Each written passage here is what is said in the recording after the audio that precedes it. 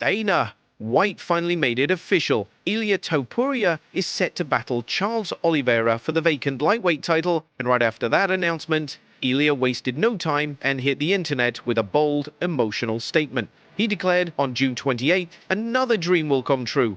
I'll be the champion of the lightweight division. Charles, my apologies in advance. I'm just fighting for my dreams. It's unfortunate that Makhachev ran away. 17. No, this was Ilya, making it clear that he's focused, he's hungry, and he believes this is his moment to shine. But Charles Oliveira, he's not letting Ilya's words distract him at all. In his usual cool and focused way, Charles said, honestly, I'm not really focused on what the guys themselves are doing. My last fights have all been with this team. Obviously, I have a wonderful team that are going to analyze Taupuria in every way so we can see how we can beat him. We are currently deliberating on what our game plan could be, but our main concern is what I can bring. I know he's a tough opponent, but I know the firepower I have in my hands, and I know my kickboxing style. I'm going to go all in on this guy like I never have before. I have a promise to fulfill, and I will go for this belt. You can feel the tension building already between these two warriors. Now let's talk about the new fight announcements Dana White dropped on us. Nasruddin Imavov has been picked as the official backup fighter for UFC 319's middleweight title fight, which is going to be between the reigning champ Dricus du Plessis and Khamzat Chimaev. And then there's a heavyweight war brewing. Derek Lewis is set to throw down with Talison Teixeira at UFC Nashville on July 12th. Lewis is stepping in with confidence after his third-round TKO win over Rodrigo Nascimento. But Talison? He's still undefeated, holding an 8-0 record and fresh off a first-round TKO over Justin Tafa. This is going to be explosive. We're also heading to UFC Abu Dhabi on July 26th, where Shara Bullet faces Marc-Andre Barriault. Shara is looking to bounce back from his first pro MMA loss, a tough unanimous decision against Michael Venom Page. Barriault's walking in with momentum after knocking out Bruno Silva in the first round. Meanwhile, Khalil Roundtree is getting in some hard sparring sessions with Luke Rockhold, prepping for his fight against Jamal Hill at UFC Baku on June 21st. Nice, feet, you control where you're at there, you control the tempo. Nice, you're good, bud. Stay with it, down the middle. Yes, put one together. Yeah, down the middle.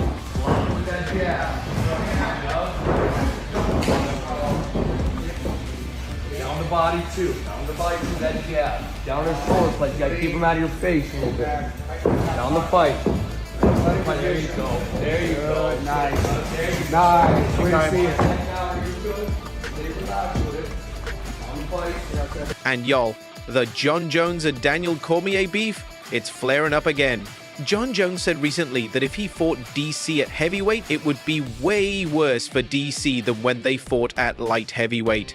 John's words? Peak Bones versus Peak DC at heavyweight. I believe I beat Daniel Cormier at heavyweight worse than I beat him at light heavyweight. I feel like my speed has transferred over in a way that his hasn't. I think I beat him up pretty worse.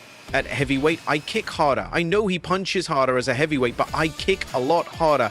You'll see what my kicks did to him in the second fight. DC wasn't having it. During an ESPN segment, he fired back saying, John Jones, when I was actively fighting, said I would not fight Daniel at heavyweight because it gives him an advantage. He's like, I'm 46 years old. I am retired.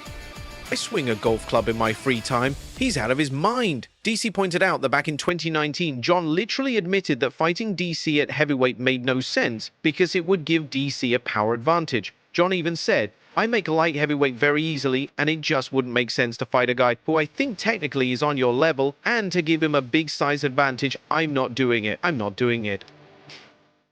DC was like, come on, John. What are we even doing here? Their rivalry is dead. But now? It feels like John's stirring the pot again. John Anik even chimed in to give Bilal Muhammad some advice after Bilal lost the welterweight title to Jack Della Maddalena. Anik thinks Bilal should cut back on the trash talk, like saying, Dricus du Plessis sucks, and just stick to being himself. I think if I could give Bilal any advice, it wouldn't be technical, you know, and he's not looking for advice from me. But my advice for him obviously would not be technical. He's got plenty of sources for that, you know. But, you know, when I hear him say Dricus sucks, that doesn't seem like it is Bilal to me. That doesn't seem like the human being that I know, right? So I just feel like he should just be himself, because that's the guy I love. Aljamain Sterling also had something to say. He believes Charles Oliveira needs to apply intense pressure on Ilya Taupuria if he wants to walk away victorious at UFC 317. Aljo thinks you can't really count Charles out, but it seems like he's leaning toward Taupuria for the win. I think a guy like Ilya, you have to put him back on his back foot and see how well he fights from that position versus when he's going forward. When he's going forward, he's a nightmare. Not many guys are stopping his pressure, stopping his calf kicks. And even when you throw something, he does such a good job of just sliding back, and then he's going back forward again in that matador style, just rocking side to side, waiting to slip, waiting to rip. And again, he does his best work. I think it's hard to bet against Ilya in this. It's hard to bet against Charles because of what he's accomplished and how he's come back and turned over his career. But we haven't seen ways of how Ilya could be beaten, but we have seen ways that Charles Oliveira has been beaten. Yes, it's not every fight's the same. You can grow, you can mature. But I feel like I like the guy who's just been perfect so far in the octagon. Like I said, not many holes that we've seen.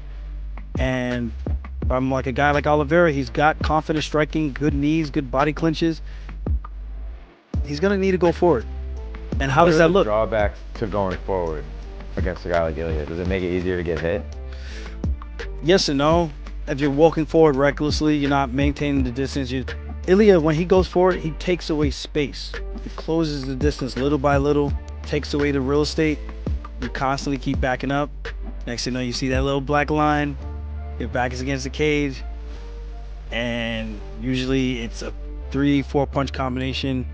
And as we've seen, you're looking up at the lights. Little by little, he's just taking away the real estate, and he's slowly there in your face. You're trying to strike.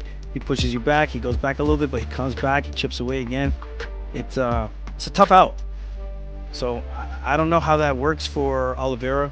Either way, it's a good fight because I think the grappling will make things interesting. Because if he can wrestle him early, we don't know if the grappling is a potential way of getting Ilya tired to have more success later in those rounds. Things are heating up in the heavyweight division too.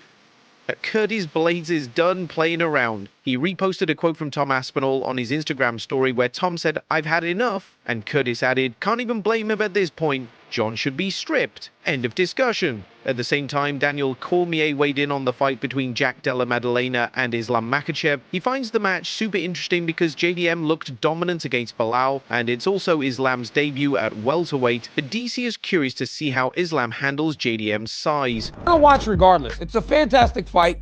It's a big-time fight.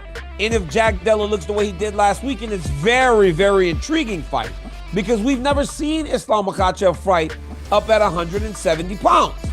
We've never seen it. We've never seen him have to compete up 15 more pounds. Yes, he is a big dude. But in terms of full-on stature, is he big as Jack Della Maddalena is? And also, if he thought he may fight International Fight Week, how small had he gotten? And how much time does he have to put the weight back on the right way before he moves up to 170? A lot of questions. A lot of questions. But it's a big-time fight, and we'll get into the X's and O's as we get closer. But right now, we're talking the story. We're talking the story. We're talking about a guy that just beat Bilal Muhammad to become champion. Now I'm getting challenged by a 155-pound champion who we thought, or at least it seemed, I was literally giving the UFC all this praise last week about saying, I'm not holding up divisions anymore. You want to go up, give up the belt. Ilya Taupuria did it.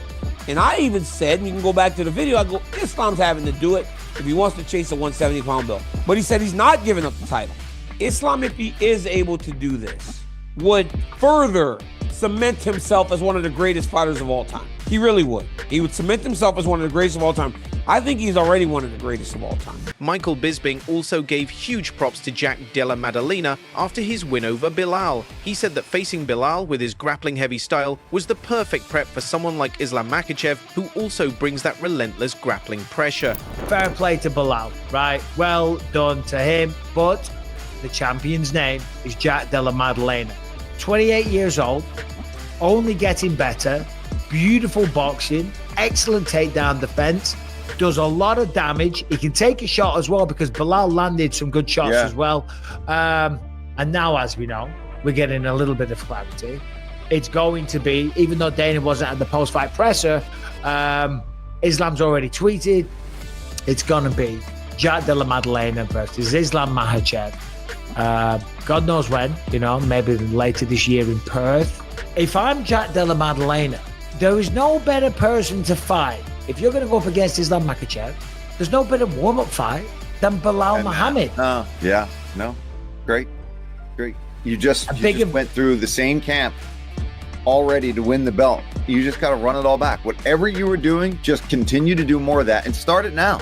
Now he's got a head start on it too, right? Knowing that so far out, knowing that everyone's known that the matchup is probably going to be him and Islam. Dude, you heal up and you go right back to starting to work on everything you were doing, only even more, right? Because Islam, I feel, is a little cleaner with those takedowns, and I don't think he'll get caught up into such a striking battle with Jack. Like Bilal, I don't know if it was because he couldn't get the takedowns, didn't feel them as much because of Jack's movement, or if he just really wanted to prove that he can go out there and strike with him. But either way, it was a much less volume of takedowns from Bilal, and you won't get that from Islam. Dominic Cruz agreed, saying Bilal was the perfect warm-up fight for JDM ahead of Islam. Biggest thing about this matchup was for Australia, I think, because they get another champion on the books. But when I look at the matchup itself, I think what I was really watching for was, could Jack Della Maddalena get away from Bilal Muhammad, not get held down? We've seen in 1 or 2 fights where Jack sometimes chose guard and ended up getting held down. To have the tactics to fill in the gaps of separating himself from Bilal and being able to create the space he wanted, to fight a completely different style fight than he has fought with the way that he defended against the fence against somebody like Bilal. I love this matchup to prepare him for the next matchup, which I think is going to be Islam Makhachev. But I will say this, Jack did his job. Slick head movement, great footwork, all the qualities you want to see in not just a champion, but also just that fight with Bilal. You have to use those tools, and he brought out everything needed to beat somebody like him. Bilal showed his toughness. He had a lot of damage on his face, and he walked through it, did not get finished in this fight, and I think we're definitely going to see him in the top 5 in the next few fights, and maybe even a rematch. But for now, it's going to be Jack Della Maddalena versus Makhachev. I think Makhachev cannot wait to make that fight because he's fought somebody with similar tactics in Volkanovski, and now Jack has fought someone with similar tactics of Makhachev. The grappler in Bilal set him up for that. So I think that's coming next, and it's going to be fun to watch. And now, let's get to the big bombshell from Islam Makhachev's manager, Ali Abdelaziz. Even though Dina announced that Islam will be vacating his lightweight title to move up to welterweight, Ali says Islam is still the lightweight king and will soon have 2 belts on his shoulders. In an interview with MMA Junkie, Ali went off. He said if Bilal had won, Islam wasn't going to fight him. But now that JDM's the champ, Islam's ready. Ali pointed out Islam has beaten everyone in the lightweight division: Dan Hooker, Ahmed Sarukian, Charles Oliveira. He's on a 15-fight win streak and has finished 9 of his last 10 opponents. Ali said there's no one who deserves to fight for a second title more than Islam, and the only reason he wasn't going to do it was because Bilal was the champion. Ali made it clear Islam is still the champ, even though Charles and Ilya are fighting for the lightweight title. Ali thinks everyone knows the truth. Islam never lost his belt. And nobody in any division is doing what Islam's doing right now, finishing top guys, putting on epic performances, head kick KOs, just smashing people. He warned that Islam is going to be a big problem at welterweight too, because he won't be drained from weight cutting. He said Islam will have 2 belts on his shoulders, just like Khabib retired as the king. Ali also shared that Dana White and Hunter Campbell told him straight, Islam is going to fight for the undisputed title, no interim stuff. If JDM pulls out, Islam will still fight for the title, and if necessary, JDM will be forced to vacate the belt, just like what happened with Jamahal Hill when he got injured. Ali ended by saying, Islam will fight this year no matter what. Injured, not injured, hurt, doesn't matter, he's fighting. This guy's word is gold to me. Islam will fight someone. If Jack is not ready, Islam will still fight for the belt. And that's a wrap for today's MMA Chaos.